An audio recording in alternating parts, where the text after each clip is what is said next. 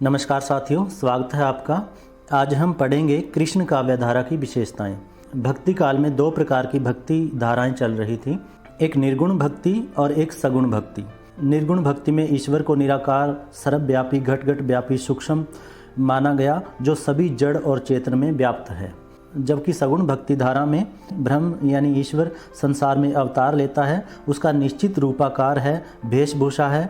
राम और कृष्ण आदि सभी सगुण ब्रह्म के ही अवतार हैं। निर्गुण काव्य में संत काव्यधारा और सूफी काव्यधारा हुए हैं, जबकि सगुण काव्यधारा में कृष्ण काव्यधारा और राम काव्यधारा हुए हैं।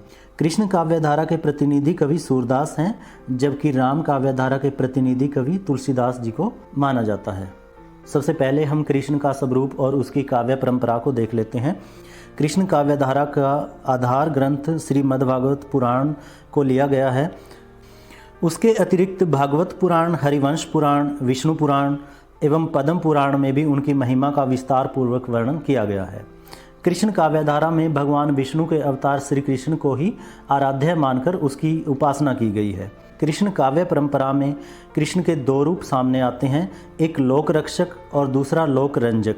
महाभारत में जिस कृष्ण का वर्णन किया गया है वह लोक रक्षक हैं, यानी कि लोगों की रक्षा करने वाले हैं, जो धर्म की स्थापना हेतु अवतार ग्रहण करते हैं। जबकि पुराणों में जिस कृष्ण का वर्णन देखने को मिलता है वह लोक रंजक है, यानी कि लोगों को लुभाने वाला, मनोरंजन करने वाला। इसमें कृष्ण का बाल रूप और उसकी किशोरावस्था को लिया जाता है। उसके बाद जो महाभारत का कृष्ण है, जिसने गीता का उपदेश दिया, उस कृष्ण का वर्णन कृष्ण भक्ति काव्यधारा में बहुत कम देखने को मिलता है। अधिकतर कृष्ण भक्त कवियों ने कृष्ण के लोक रंजककारी रूप का ही चित्रण किया है। कृष्ण भक्ति के मुख्य रूप से 5 संप्रदाय मिलते हैं, जिनमें बल्लभ संप्रदाय है, जिसके प्रवर्तक आचार्य बल्लवाचार्य जी हैं। दूसरा निम्बार्क संप्रदाय है, जिनके प्रवर्तक आचार्य निम्बार्काचार्य हैं। राधा बल्लभ संप्रदाय, जिनके प्रवर्तक आचार्य हित हरिवंश हैं। हरिदासी संप्रदाय, जिनके स्वामी हरिदास जी हैं। और गौड़ीय संप्रदाय, चैतन्य महाप्रभु, जिनके प्रवर्तक आचार्य रहे हैं। जिन कवियों ने कृष्ण काव्य लिखा है वो इन्हीं संप्रदायों में से किसी न किसी संप्रदाय में दीक्षित थे, क्योंकि इन सभी संप्रदायों में कृष्ण की भक्ति का एक रूप नहीं था, अलग अलग प्रकार की भक्ति थी। इसलिए कृष्ण भक्ति में एक रूपता दिखाई नहीं पड़ती। पूरे कृष्ण काव्य में मुख्यतः बल्लवाचार्य जी का योगदान सर्वोपरि रहा है। बल्लभ संप्रदाय के प्रवर्तक आचार्य बल्लवाचार्य जी का दार्शनिक मत शुद्धाद्वैतवाद है। उनके मार्ग को पुष्टि मार्ग कहा जाता है। पुष्टि का अर्थ होता है पोषण, और पोषण का अर्थ है भागवत कृपा, यानी कि भगवान की कृपा या उसका अनुग्रह, यानी कि भगवान की कृपा को ही पुष्टि कहा जाता है। पुष्टि मार्ग की भक्ति में भक्त भगवान के आश्रय में अपने आप को पूरी तरह से छोड़ देता है, यानी कि पूरी तरह से भगवान पर निर्भर हो जाता है। पुष्टि मार्ग में 3 प्रकार के जीव माने गए हैं। पहला है पुष्टि जीव, जो भगवान के अनुग्रह पर विश्वास करते हैं और उनकी नित्य लीला में प्रवेश पाते हैं। दूसरा है मर्यादा जीव, जो वेद विहित मार्ग का अनुसरण कर स्वर्ग को प्राप्त करते हैं, यानी कि जो वेदों से बताए हुए मार्ग पर चलते हैं। तीसरा प्रवाह जीव है, जो संसार के प्रवाह में पड़कर सांसारिक सुखों में लीन रहते हैं। इन सभी तीनों में पुष्टि जीव ही सर्वोपरि है, इसलिए बल्लवाचार्य ने अपना भक्ति मार्ग पुष्टि मार्ग को ही चुना है। कृष्ण भक्ति साहित्य में मुख्य रूप से अष्टछाप के कवियों की भूमिका सर्वोपरि रही है। अष्टछाप में बल्लवाचार्य का जो पुष्टि मार्ग है उसी को मानने वाले 8 कवियों के समूह को अष्टछाप कहा गया है। अष्टछाप के 8 कवियों पर बल्लवाचार्य के पुत्र गोस्वामी विट्ठल नाथ ने अपने आशीर्वाद की छाप लगाई। इन 8 शिष्यों में 4 बल्लवाचार्य के शिष्य हैं, जिनमें से कुंभन दास, सूरदास, परमानंद दास और कृष्णदास। 4 कवि बल्लवाचार्य के पुत्र गोसाई विट्ठल नाथ के 4 शिष्य हैं, जो गोविंद स्वामी, नंददास, छीत स्वामी, चतुर्भुज दास, यानी कि 4 अपने पिता के शिष्य और 4 अपने खुद के शिष्य विट्ठल नाथ ने। उनको मिलाकर 8 भक्त कवियों का समूह को अष्टछाप कहा गया। इन्हें अष्ट सखा भी कहा जाता है। जब गोवर्धन में श्रीनाथ जी की प्रतिष्ठा हो गई तब ये 8 सखा वहाँ सेवा के लिए चले गए, यानी कि गोस्वामी विट्ठल नाथ जी ने ही 1565 ईस्वी में अष्टछाप की स्थापना की थी। उन्होंने इन कृष्ण भक्त कवियों की चर्चा है अपने ग्रंथों में की है, जिनके नाम हैं 84 वैष्णव की वार्ता और 252 वैष्णव की वार्ता। कृष्ण भक्त कवियों में मुख्य रूप से अष्ट छाप के 8 कवियों के अतिरिक्त रहीम है, जिनका पूरा नाम अब्दुल रहीम खान खाना था, रस खान है, जिनका वास्तविक नाम सैयद इब्राहिम था, और उनके अतिरिक्त मीराबाई है, जिन्होंने कृष्ण भक्ति से संबंधित माधुर्य भाव के पद लिखे हैं। आइए अब देख लेते हैं कृष्ण काव्य की विशेषताएं या प्रवृत्तियां। कृष्ण काव्य की विशेषताओं में सबसे पहली विशेषता है भक्ति भावना। कृष्ण भक्त कवियों की भक्ति भावना प्रेम लक्षणा भक्ति है। इन कवियों ने कृष्ण की प्रेममयी रस से भरी हुई छवि को ही अपने काव्य का विषय बनाया है। संपूर्ण कृष्ण काव्य माधुर्य भाव से भरा हुआ है। कृष्ण काव्य की भक्ति सख्य भाव की भक्ति है। सख्य यानी सखा, मित्र। इन्होंने कृष्ण को मित्र मानकर, सखा मानकर फिर उसकी आराधना की है। पुष्टि मार्ग में सख्य भाव की भक्ति को महत्व दिया गया है। इस प्रकार की भक्ति में भक्त अपने आराध्य देव को अपना सखा या मित्र मान लेता है। सूरदास जी ने भी कृष्ण को अपने साथ या अन्य गोपालों के साथ हास परिहास करते हुए, खेलते हुए इस भक्ति को दर्शाया है। सख्य भाव की भक्ति को दर्शाते हुए वे कहते हैं, ऐसी प्रीति की बलि जाऊं, सिंहासन तज चले मिलन को, सुनत सुधामा नाव। समग्र रूप से देखा जाए तो यह पता चलता है कि उस काल में पुष्टि मार्गीय भक्ति के अनुरूप ही कृष्ण काव्य की अधिक रचना हुई है। इस प्रकार की भक्ति में पूर्ण तरह से भक्त अपने आराध्य के चरणों में अपने आप को समर्पित कर देता है। अगली विशेषता है कृष्ण लीला का वर्णन। कृष्ण भक्त कवियों ने राधा कृष्ण की लीलाओं का वर्णन अपने काव्य में प्रमुखता से किया है। विभिन्न संप्रदायों में दीक्षित इन भक्त कवियों ने श्री कृष्ण के मधुर रूप की झांकी अंकित करते हुए उनकी बाल लीलाओं और प्रेम लीलाओं का चित्रण अपनी रचनाओं में किया है। इन्होंने कृष्ण की लोक रंजनकारी लीलाओं को अपने काव्य का विषय बनाकर जनता को माधुर्य रस में डुबो दिया है, माधुर्य रस में भिगो दिया है। इन्होंने कृष्ण के बाल जीवन एवं किशोर जीवन की लीलाओं का उन्मुक्त गान किया है। यही कारण है कि पूरा भक्तिकालीन कृष्ण काव्य माधुर्य भाव से भरा हुआ है। उस समय गोपाल कृष्ण यानी कि बच्चे कृष्ण की लीलाओं का श्रवण करना, चिंतन करना और गायन करना कवि कर्म समझा जाने लगा था। सूर काव्य में भी कृष्ण की प्रेम लीलाओं का व्यापक वर्णन हुआ है। उसके बाद विशेषता है निर्गुण के स्थान पर सगुण ब्रह्म की स्थापना।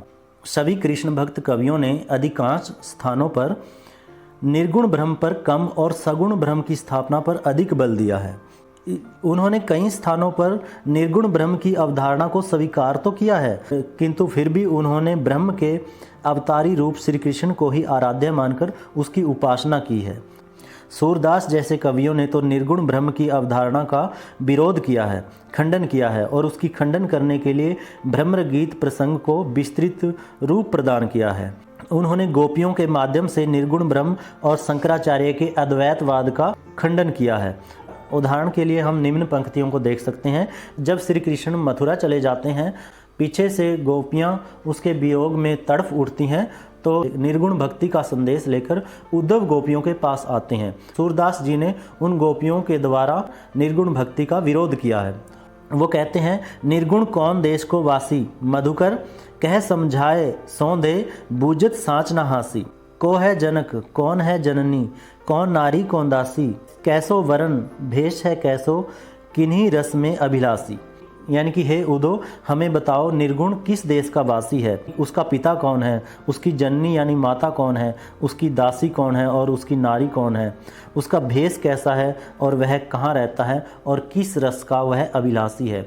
इसी प्रकार कवि नंददास जी ने भी रास पंचाध्यायी में ब्रह्म गीत प्रसंग में निर्गुण ब्रह्म का खंडन किया है। इसीलिए हम कह सकते हैं कि कृष्ण काव्य में निर्गुण के स्थान पर सगुण भक्ति पर अधिक बल दिया गया है। आगे विशेषता है सामाजिक जीवन की अभिव्यक्ति।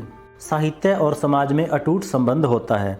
साहित्य जहाँ समाज का दर्पण होता है, वहीं समाज भी साहित्य के लिए कच्ची सामग्री का स्रोत होता है। अतः एक सच्चा साहित्यकार अपनी रचनाओं में अपने समय की सामाजिक, धार्मिक और सांस्कृतिक आदि परिस्थितियों का चित्रण अवश्य करता है।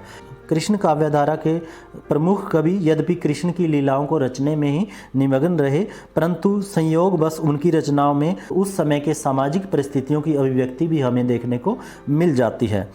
उदाहरण के लिए सूरदास की इन पंक्तियों से हमें पता चलता है कि उस युग में निर्गुण भक्ति धारा अद्वैतवादियों व योग साधना का प्रमुख केंद्र काशी था। वे कहते हैं, यह गोकुल गोपाल उपासी, जे गाहक निर्गुण के उधो, तय सब बसत ईशपुर काशी। इसी प्रकार तत्कालीन युग में प्रचलित धर्म साधना, अनेक संप्रदायों के साधकों की वेशभूषा, खान पान, रहन सहन आदि का भी अष्टछाप के कवियों ने वर्णन किया है। आगे विशेषता है प्रकृति चित्रण। कवि और प्रकृति का अविच्छिन्न संबंध रहा है।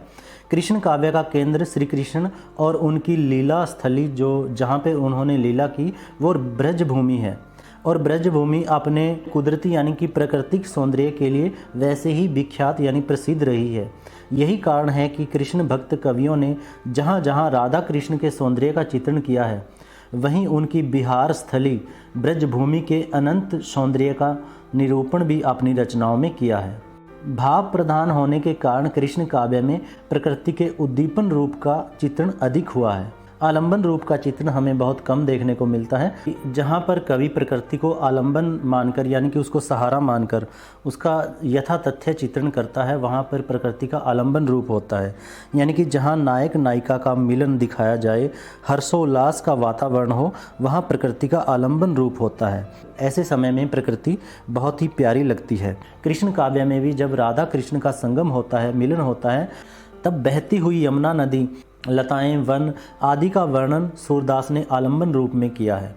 सदा वसंत रहत जहाँ वासा, सदा हर्ष जहाँ नहीं उदासा, कोकिल कीर सदा तहरोर, सदा रूप मन में चित चोर। जहाँ प्रकृति मानवीय भावनाओं को उद्दीप्त करती है, यानी कि प्रकृति मानवीय भावनाओं को और भी भड़काती है, उद्दीप्त करती है, तो वहाँ प्रकृति का उद्दीपन रूप होता है। सूरदास ने वियोग की अवस्था में विरह वेदना को उद्दीप्त करने के लिए प्रकृति का वर्णन किया है। जब श्री कृष्ण मथुरा चले जाते हैं तो जो प्रकृति संयोग के दिनों में गोपियों को अपने अनुकूल लगती थी, वही प्रकृति वियोग के दिनों में वही लता, वही पक्षी, फल फूल आदि सभी प्रतिकूल प्रभाव डालने वाले दिखाई देते हैं।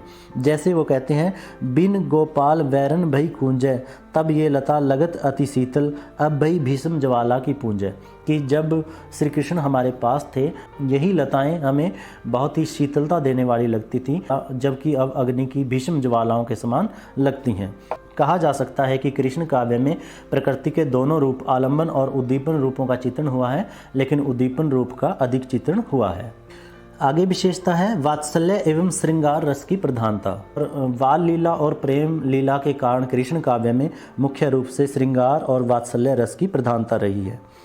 कवि सूरदास को तो श्रृंगार और वात्सल्य रस का सम्राट कहा जाता है, क्योंकि उन्होंने बाल मनोभावों का, कृष्ण की बाल लीलाओं का चित्रण ऐसा हृदय को मोह लेने वाला वर्णन किया है जो कहीं और देखने को नहीं मिलता। आचार्य हजारी प्रसाद द्विवेदी ने सूरदास के वात्सल्य वर्णन पर टिप्पणी करते हुए लिखा है, बाल कृष्ण की चेष्टाओं के चित्रण में कवि कमाल की होशियारी और सूक्ष्म निरीक्षण का परिचय देता है।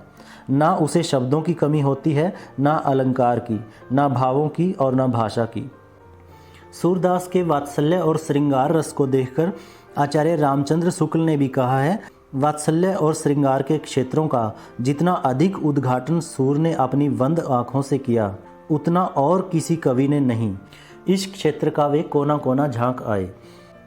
कहा जाता है कि सूरदास के पास माता का हृदय था, क्योंकि एक बच्चे की बाल चेष्टाओं का जैसा सूरदास ने चित्रण किया है वैसा कोई और नहीं कर पाया। कृष्ण द्वारा माखन चुराया जाता है, गोपियाँ उसकी शिकायत करने आती हैं, तो कृष्ण अपनी सफाई में कहते हैं, मैया मैं नहीं माखन खायो, ख्याल परे सखा सब मिल मेरे मुख लिपटायो, मैं बालक बहियन को छोटो छींको के विधि पायो। इसी तरह से दाऊ जब कृष्ण को चिढ़ाते हैं, खिजाते हैं, तो वह उसकी शिकायत आके यशोदा मैया से करता है, तो कहता है, मैया दाऊ बहुत खिजायो, मोसो कहत मोल को लीनो, तू जसुमती कब जायो। कृष्ण अब बड़े हो रहे हैं, और जब माता यशोदा उन्हें दूध पीने के लिए कहती है कि इससे तुम्हारी चोटी बड़ी हो जाएगी, तब कृष्ण कहते हैं मैया कब बढ़ेगी चोटी, कितनी बार मोहे दूध पीवत, यह अजहू है छोटी। इसी तरह से जब यशोदा माता श्री कृष्ण को पाँव चलना सिखाती है तो वह डगमगाकर धरती पर पैर रखता है। सिखवत चलत यशोदा मैया, अरबराई कर पान गहावत, डगमगाई धरनी धरे पैया।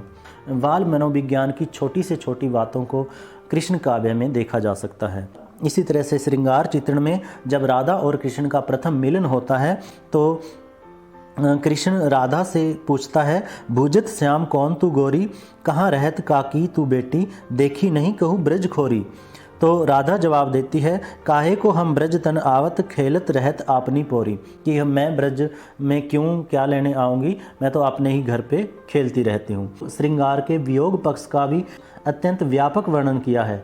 श्री कृष्ण के मथुरा चले जाने पर गोपियाँ ठगी सी रह गई और उनके जीवन में विरह वेदना व्याप्त हो गई। उनकी आंखों से आंसुओं की अविरल धारा बहने लगी।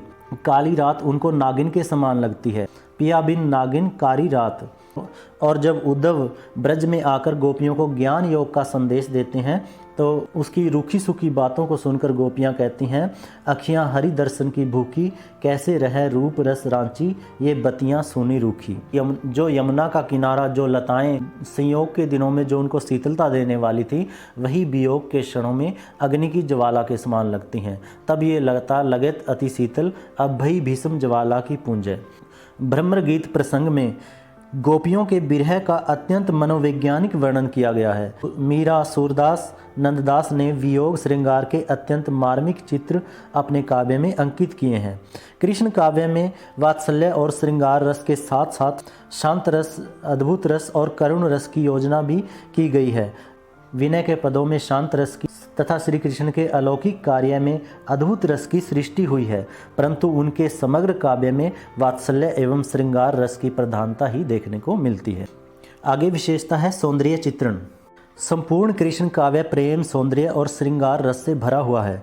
कृष्ण काव्य में मानव सौंदर्य, प्रकृति सौंदर्य एवं भाव सौंदर्य भरा हुआ है, जिनके कारण कृष्ण काव्य जन मन को अनुरंजित करने में पूर्ण समर्थ है। यानी कि जन मन को लुभाने में, उनका मनोरंजन करने में पूर्णतः समर्थ है।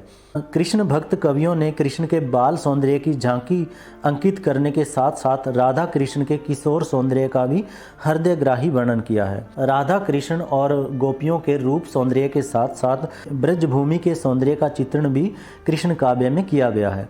कृष्ण के सौंदर्य से परिपूर्ण शरीर का वर्णन इन कवियों ने बड़ी तन्मयता से किया है। वे लिखते हैं, शोभा कहत कही नहीं जावे, अंचवत अति आतुर, लोचन पुट मन ना तृप्ति को भावे।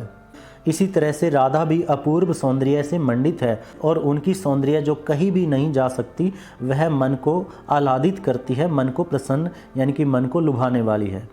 काम कमान समान भोह, दो चंचल नैन सरोज।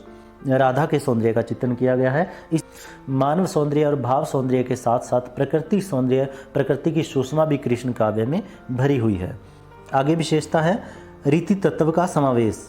कृष्ण काव्य में श्रृंगार रस के साथ साथ रीति तत्व का समावेश भी हो चला था, क्योंकि भक्ति काल के बाद रीति काल आता है और जब भक्ति काल चल रहा था, कृष्ण काव्य लिखा जा रहा था, तो उस समय कई सारे कवियों पर रीति काल का प्रभाव देखने को मिलता है। इन कवियों ने नायिका भेद एवं अलंकार निरूपण करना प्रारंभ कर दिया था। सूरदास एवं नंददास की कृतियों में रीति तत्व का यह समावेश प्रचुरता से देखा जा सकता है। सूरदास ने अपनी रचना साहित्य लहरी में नायिका भेद एवं अलंकार वर्णन किया है, जो रीति काल की प्रमुख प्रवृत्ति रही है। नंददास ने अपनी रचना रस मंजरी में नायिका भेद के हाव भाव, रति आदि का विशद निरूपण किया है।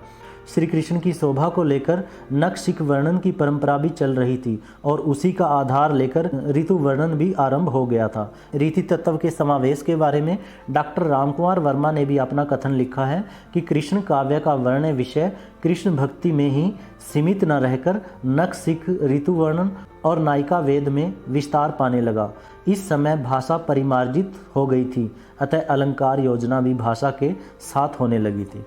तो कह सकते हैं कि रीति काल में प्रचुरता से जिस रीति तत्व का निरूपण हुआ, उसका बीज निश्चित रूप से कृष्ण काव्य में उपलब्ध होता है। आगे विशेषता है गुरु का महत्व। कृष्ण काव्यधारा के अधिकांश कवियों ने गुरु की महिमा का वर्णन किया है। यद्यपि वे भवसागर से पार पाने के लिए श्री कृष्ण की कृपा को ही अनिवार्य मानते हैं, परंतु भक्त के मन में श्री कृष्ण की भक्ति और उनके प्रति प्रेम उत्पन्न करने, उसे सच्चा ज्ञान देने का सद्कार्य गुरु ही करता है। गुरु ही भक्त को सच्चे ज्ञान रूपी नौका पर सवार कराता है तथा वह उसकी भवसागर से पार उतरने में सहायता करता है। वे लिखते हैं, गुरु बिन ऐसी कौन करे, माला तिलक मनोहर बाना, ले सिर छत्र धरे। भवसागर तय बूढ़त राखे, दीपक हाथ धरे, सूर श्याम गुरु ऐसो समर्थ, छिन में ले उधरे। आगे विशेषता है छंद, अलंकार एवं काव्य रूप। कृष्ण काव्य में अधिकतर कृष्ण की बाल लीलाओं और उसके किशोर जीवन का चित्रण ही हुआ है, परंतु महाभारत के योगेश्वर कृष्ण, जो धर्म रक्षक कृष्ण हैं, उनका चित्रण कृष्ण भक्ति काव्य में प्रायः नहीं हुआ है। जीवन के प्रेम पक्ष को लेकर लिखे गए इस काव्य में मधुरता, सरसता और रागात्मकता, संगीतात्मकता देखने को मिलती है। कृष्ण भक्त कवियों ने अधिकतर वो पद लिखे हैं जो वे खुद गाते भी थे, इसीलिए उसके अंदर संगीतात्मकता है, रागात्मकता है। जहाँ राम भक्त कवियों ने प्रबंध काव्य की रचना की है, वहीं कृष्ण भक्त कवियों ने मुक्तक काव्य की रचना की है। सूरदास, नंददास, रसखान एवं मीरा कृष्ण भक्त कवियों में प्रमुख है। इनके काव्य में अलंकारों की मनोहर छटा देखने को मिलती है। उपमा, रूपक, उत्प्रेक्षा, विभावना, प्रतीक आदि अलंकारों का सौंदर्य उनके काव्य में यहाँ वहाँ देखा जा सकता है। इन कवियों का उद्देश्य अलंकार चित्रण करना नहीं रहा है, बल्कि अलंकार एक साधन है और कृष्ण की लीलाओं का गान करना उनका साध्य है, यानी लक्ष्य है। कृष्ण भक्त कवियों ने प्रायः पद लिखे हैं। सूर सागर में पदों की प्रधानता है। नंददास ने रूप मंजरी तथा रास मंजरी में दोहा, चौपाई छंदों का प्रयोग किया है। रसखान ने कवित और सवैया लिखे हैं। कुंडलिया, गीतिका आदि जैसे कुछ अन्य छंदों का प्रयोग भी कृष्ण काव्य में हुआ है। आगे है भाषा शैली। संपूर्ण कृष्ण काव्य ब्रज भाषा में लिखा गया है। भाषा की दृष्टि से कृष्ण भक्त कवि अत्यंत समर्थ और सशक्त माने जाते हैं। सूरदास की ब्रज भाषा बहुत ही शुद्ध एवं साहित्यिक है। उसमें प्रत्येक मनोभाव को सफलतापूर्वक व्यक्त करने की क्षमता है। उनकी ब्रज भाषा अपनी कोमलता, सरसता, माधुर्य के कारण व्यापक काव्य भाषा के रूप में प्रतिष्ठित हो चुकी थी। कवि नंददास को भी ब्रज भाषा का अच्छा ज्ञान था। लोक प्रचलित मुहावरों एवं लोकोक्तियों का सुंदर समावेश करते हुए इन कवियों ने अपने भावों को अभिव्यक्ति दी है। कृष्ण भक्त कवियों ने मुख्य रूप से गीति शैली को अपनाया है। विशेषकर अष्टछाप के कवि तो अपने पदों को श्रीनाथ जी के मंदिर में कीर्तन मंडली के साथ साथ गाया करते थे, परंतु कहीं कहीं उन्होंने संवादात्मक, भावात्मक, विवरणात्मक आदि शैलियों का प्रयोग भी किया है। अतः निष्कर्ष रूप में कहा जा सकता है कि कृष्ण भक्ति काव्य आनंद और उल्लास का काव्य है। इस काव्य ने जीवन में व्याप्त जड़ता को भंग कर उसे गतिशील बनाया और उद्देश्यहीनता को दूर करके लक्ष्य की ओर अग्रसर किया। जीवन की नश्वरता को समाप्त कर उसे सुषमा और सौंदर्य की ओर अग्रसर किया। कृष्ण भक्ति साहित्य ने सैकड़ों वर्षों तक भक्त जनों को मुग्ध बनाए रखा। ब्रज भाषा को व्यापक काव्य भाषा के रूप में प्रतिष्ठित करने का श्रेय भी इन्हीं कवियों को है। कृष्ण काव्य के बाद आने वाले गीति काव्य को भी कृष्ण काव्य से प्रोत्साहन प्राप्त हुआ। कृष्ण भक्त कवियों ने कृष्ण के लोक रंजनकारी, कृष्ण की मधुर लीलाओं के चित्रण से निराशा से मुरझाए चेहरों पर प्रफुल्लता का संचार करने में सफलता प्राप्त की है। यही उनका सबसे बड़ा योगदान है। अतः कहा जा सकता है कि कृष्ण काव्य हिंदी साहित्य की एक अमूल्य निधि है। तो साथियों, हमारा विषय पूरा हो जाता है। वीडियो आपको कैसे लगी कमेंट में ज़रूर लिखिएगा और चैनल को सब्सक्राइब ज़रूर कीजिएगा। धन्यवाद।